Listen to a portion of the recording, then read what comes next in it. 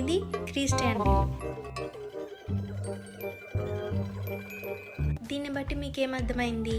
ఏ రిలీజన్లో అయినా దొంగ బాబాలు, దొంగ పాస్టర్లు, దొంగ ఫకీర్లు కామనే.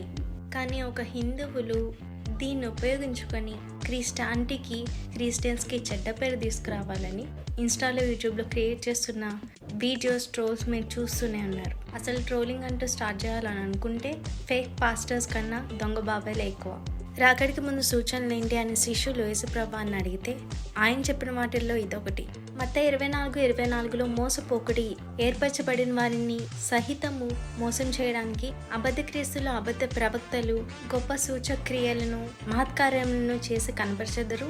నేను ముందుగానే చెప్తున్నానని మాకు ముందే తెలియజేశారు. కాబట్టి మాకు చాలా క్లారిటీ ఉంది. ఈ ఫేక్ పాస్టర్స్, ఫేక్ మిరాకిల్స్కి మా దేవుడికి లింక్ పెట్టకండి.